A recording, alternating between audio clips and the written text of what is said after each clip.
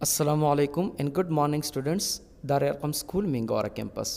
उम्मीद करता हूँ अल्लाह ताला के फजल करम से आप सब तलबा व तालिबात खैर आफियत से होंगे, और ये भी उम्मीद करता हूँ कि पिछले सारे वीडियो लेक्चर्स को आप यूट्यूब चैनल पर देख चुके होंगे और उसको अच्छी तरह समझ भी चुके होंगे। आज हम अपने लेक्चर्स को आगे लेके चलेंगे। Today we will teach class 9 physics chapter number 2 unit number 2.5.3। Topic is second equation of motion. Dear students, इससे पहले हम फर्स्ट इक्वेशन ऑफ मोशन को ऑलरेडी पढ़ चुके हैं, और ये भी बताता चलूँ कि इन वीडियो लेक्चर्स के साथ आपके साथ एक नोट्स फाइल भी शेयर किया गया था, जिसमें सारे इक्वेशंस विद एग्जांपल्स और न्यूमेरिकली सॉल्व हो चुके हैं, जो आगे आपकी रहनुमाई करेगा। So let's start. स्टूडेंट्स, आज हम समझेंगे कि सेकंड इक्वेशन ऑफ मोशन क्या है, क्या इसकी स्टेटमेंट और कैसे इसे ड्राइव किया जाता है। बेसिकली हम यूं बात करते हैं कि जब हम ऐसे सिस्टम को स्टडी कर रहे हो जिसमें बॉडी एक स्ट्रेट पाथ में मूव कर रही हो, यानी फिर उसमें जो हमारे पास वेलोसिटी होती है बॉडी की, वो बेसिकली स्पीड होती है। यानी वेलोसिटी जो है बेसिकली उसका जो हम कहेंगे जी मैग्नीट्यूड है, वो स्पीड होगा, ठीक है। और जो उसमें जो बॉडी डिस्प्लेसमेंट कवर कर रही होगी वो बेसिकली उसका उसका अगर डिस्प्लेसमेंट का मैग्नीट्यूड ले लिया जाए तो वो डिस्टेंस ही आ जाएगा। तो फिर उसमें हमें स्टडी करना थोड़ा सा आसान होता है, इसलिए हम ये बात करते हैं कि एक स्ट्रेट पाथ। अब वो स्ट्रेट पाथ दो तरह के हो सकते हैं, यानी ये भी हो सकता है कि हमारा वो पाथ वर्टिकली डाउनवर्ड हो। अब बॉडी नीचे से ऊपर फेंकी गई है या ऊपर से नीचे या नीचे से ऊपर, दोनों ही केसेस में उसका पाथ अगर स्ट्रेट होगा तो ये इक्वेशन जो है सेकंड इक्वेशन मोशन वो उस पर अप्लाई हो सकती है। तो हम फिलहाल इसे हॉरिजॉन्टली ही स्टडी करते हैं इस तरह से, और फिर इसको डिराइव करने की कोशिश करते हैं। बेसिकली सबसे पहले तो हम ये भी समझेंगे कि आखिर सेकंड इक्वेशन ऑफ मोशन है क्या और क्या इसमें हमें कहा जा रहा है।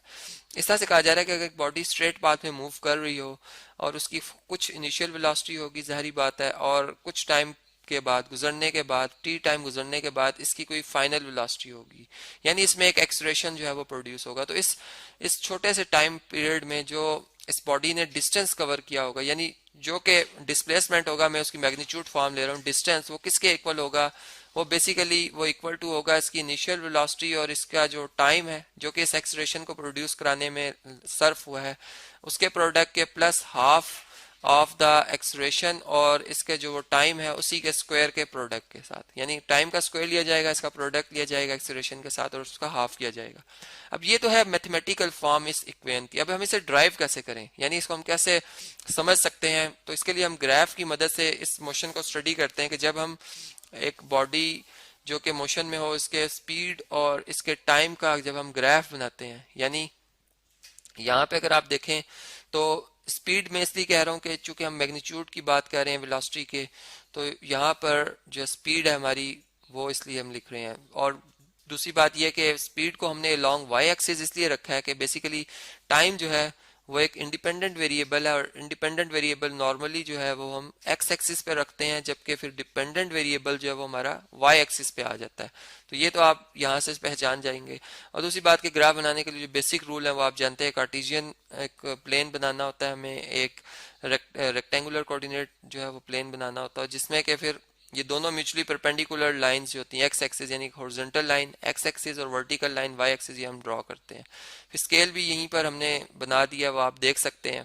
कि 5 के सेकंड के बाद हमने लॉन्ग एक्स एक्सिस ये पॉइंट शो किए हैं, और फिर 10 मीटर पर सेकंड के हवाले से वेलोसिटी में जो इंक्रीज आ रही है वो हमने इधर शो की है। अब ऐसा है कि अगर हम फर्ज करते हैं कि जब मैंने एक सिस्टम को स्टडी किया तो उसकी जो इनिशियल वेलोसिटी थी, यानी टाइम 1 पर जब जीरो, हम कह सकते हैं 0 मीटर, जब 0 सेकंड जो गुजरे थे, यानी बिल्कुल स्टार्ट पे, तो एक बॉडी मोशन में ही थी और उसकी वेलोसिटी जो थी वो 10 मीटर पर सेकंड थी, ठीक है। जबकि यहाँ पर मैं मैग्नीट्यूड ही शो कर रहा हूँ, ठीक है, यानी इसलिए मैं स्पीड कहूंगा कि इनिशियल स्पीड उसकी 10 मीटर पर सेकंड थी। और फिर दूसरी बात यह कि जब कुछ टाइम गुजरने के बाद, चलें फर्ज करते हैं हम कि सेकंड जो हमने इसको नोट किया तो ये 20 सेकंड गुजर चुके थे, और ये वेलोसिटी जो है इसकी फाइनल स्पीड जो हम कह सकते हैं ये 40 मीटर पर सेकंड हो चुकी थी। तो इस दौरान जो इसमें एक्सलेरेशन प्रोड्यूस हुआ है, ठीक है, वो भी हम कैलकुलेट कर सकते हैं और इसको ड्राइव भी करेंगे। और फिर टाइम हमें पता चल गया कि चेंज इन टाइम बेसिकली जो है वो मैं इसको टी से जाहिर कर रहा हूँ, यानी जो कि सेकंड फाइनल टाइम में से इनिशियल टाइम माइनस करने से आता है। मैं ये कह रहा हूँ कि वो टाइम जो हमारे पास डेल्टा टी वो टी ही है। तो अगर हमने ये बात स्टडी करनी हो तो हम इसे कैसे स्टडी कर सकते हैं? देखें, फर्ज करें कि एक बॉडी जो है जब वो 0 मीटर पर सेकंड की रफ्तार से मूव कर रही थी, ठीक है, इस तरीके से मूव कर रही थी, और अब अगर हम यूं बात करते हैं कि उसकी जो 20 सेकंड गुजरने के बाद, यहाँ पर चेक, ये टाइम यहाँ से आप देख सकते हैं, ये शो हो रहा है, 20 सेकंड गुजरने के बाद जो है इसकी फाइनल वेलोसिटी जो बन रही है वो 40 मीटर पर सेकंड बन रही थी। ये आप यहाँ से देख सकते हैं, ये है जी फाइनल वेलोसिटी, ठीक है, यानी जैसे इसकी मैग्नीट्यूड फॉर्म है, मैं फाइनल स्पीड कह रहा हूँ, ये इनिशियल स्पीड है। अब इसमें जो एक्सलेरेशन प्रोड्यूस हुआ है वो बेसिकली ये येलो कलर की जो मैंने लाइन शो की, स्लोप जो है वो बेसिकली ये एक्सलेरेशन को रिप्रेजेंट करी, जो कि एक यूनिफॉर्म एक्सलेरेशन है। अगर हम देखें तो इस सिस्टम में एक यूनिफॉर्म एक्सलेरेशन है। अब हमने ये देखना है कि एक बॉडी ने कितना टोटल जो है वो डिस्टेंस कवर किया है। यहाँ पर अगर डिस्टेंस को अगर हम देखें तो वो बेसिकली जो ये एरिया है, ये सारे का सारा एरिया अंडर द मोशन जो है, ये सारे का सारा ये इसने डिस्टेंस कवर किया है, जो कि अगर फर्ज करें इसका ये इनिशियल पॉइंट में कह देता हूँ कि ये पी पॉइंट पर थी, ओ जो है वो हम ओरिजिन ले लेते हैं, ये एस पॉइंट है और ये टी पॉइंट है, तो ये जो हमारे पास एरिया बनेगा, एरिया ऑफ जो ये क्वाड्रिलेटरल बन रहा है जी, जिसे मैं क्वाड कह देता हूँ, क्वाड, ठीक है, क्वाड्रिलेटरल शॉर्ट फॉर्म में POST, ये बेसिकली ये एरिया जो सारा ये इस डिस्टेंस को रिप्रेजेंट कर रहा है, जो कि अगर हम यहाँ से एक बिल्कुल इस पॉइंट P के पैरेलल एक पॉइंट P की हाइट पर, यानी जो कि 10 मीटर पर सेकंड शो कर रही है वेलोसिटी, इसकी इतनी ही बुलंदी पर रहते हुए अगर हम एक लाइन ड्रॉ कर दें तो ये भी हमारे पास जो पॉइंट आएगा ये इनिशियल वेलोसिटी ही को रिप्रेजेंट कर रहा होगा, जिसे मैं Q पॉइंट कह देता हूँ। ये Q पॉइंट आ गया और ये वेलोसिटी जो इस जगह पर कितनी है जी, वो 10 मीटर पर सेकंड है, ठीक है, यानी जो कि बता रही है कि एक्सेलरेशन इस जगह पर, ये येलो लाइन ये बता रही है कि एक्सेलरेशन 0 है, ठीक है, जबकि ये जो ये वाली लाइन थी जिसे चले मैं ब्लू कर देता हूँ, ये बता रही थी कि एक्सेलरेशन जो है अगर हम इन दो वेलोसिटी के हवाले से देखें तो ये एक्सेलरेशन जो है यूनिफॉर्म है, ठीक है, तो ये इस तरीके से हमने इसे शो किया हुआ था। चले एक ही लाइन ड्रॉ करते हैं जी, डबल लाइन हो रही है ये इस तरह से, ठीक है, और ये है जी एक्सेलरेशन, और ये जो हमारे पास है ये चेंज इन वेलोसिटी है, ये कितनी वेलोसिटी में तब्दीली आई है अगर आपने वो कैलकुलेट करनी है तो ये ग्रीन, चले मैं इसे ग्रीन कर देता हूँ, ये है जो कि डेल्टा वी है, जो कि आप देख सकते हैं कि ये किसके इक्वल आ जाएगी जी, ये final velocity minus initial velocity के इक्वल आएगी, ठीक है। और अगर हम ये देखें कि ये जो पी और एस के दरमियान डिस्टेंस है, ये बेसिकली ये टाइम है, ये टाइम है, यानी यहाँ से अगर हम देखें तो ये 0 टाइम से स्टार्ट होते हुए, 0 सेकंड से स्टार्ट होते हुए, यहाँ पे चले मैं ओ भी लिख देता हूँ, ये बेसिकली 0 लिखा हुआ था जी, मैं यहाँ पर ओ भी लिख देता हूँ कि ये पॉइंट ओ है। तो 0 सेकंड से 20 सेकंड तक ये जो ये है येलो कलर, ये टाइम को रिप्रेजेंट कर रहा है, चेंज इन टाइम को, जिसको मैं टी कह रहा हूँ, जो कि कितना है जी 20 सेकंड है। तो इस तरह से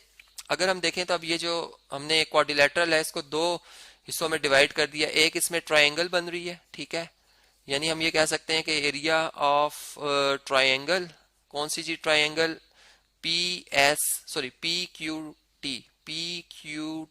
और प्लस दूसरी जो है इसमें इसको चूंकि एरिया ऑफ क्वाड्रिलेटरल मुकम्मल करना है तो फिर एक एरिया ऑफ रेक्टेंगल बन रहा है, चूंकि ये सारे एंगल 90 के बन रहे हैं तो ये रेक्टेंगल है, और एरिया ऑफ रेक्टेंगल जो हमारे पास आ रहा है वो कौन सा आ रहा है जी, POSQ। अब हमने इनका एरिया अगर मालूम कर लें तो हमें ये जो डेरिवेशन हमारी ये हो जाएगी जी यहाँ से। अब आप जानते हैं जो एरिया ऑफ ट्राइंगल है, एरिया ऑफ ट्राइंगल में यहाँ पे लिख रहा हूँ, ये इक्वल टू होता है half base side multiply by height, ठीक है, और जबकि हमारे पास जो रेक्टेंगल होता है उसमें हम हाफ नहीं करते बल्कि बेस मल्टीप्लाई बाय हाइट कर लेते हैं। अब आपने इसे याद रखना है कि मैं यहाँ पर इनकी वैल्यूज सब्स्टिट्यूट कर रहा हूँ, पहले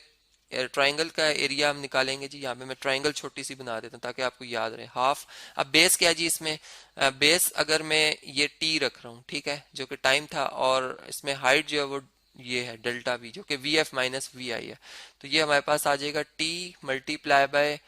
we F minus V I, ठीक है, जबकि ये हमारे पास ट्राइंगल का एरिया है, मैंने छोटी सी ट्राइंगल इसलिए बनाई थी। और अगर हम रेक्टेंगल के हवाले से बात करें, यहाँ मैं रेक्टेंगल छोटा सा बना देता हूँ, इसका अगर हमने एरिया निकालना है तो ये रेक्टेंगल आपके सामने है जी, ये वाला, इसमें बेस मल्टीप्लाई बाय हाइट होती है। अगर हम बेस देखें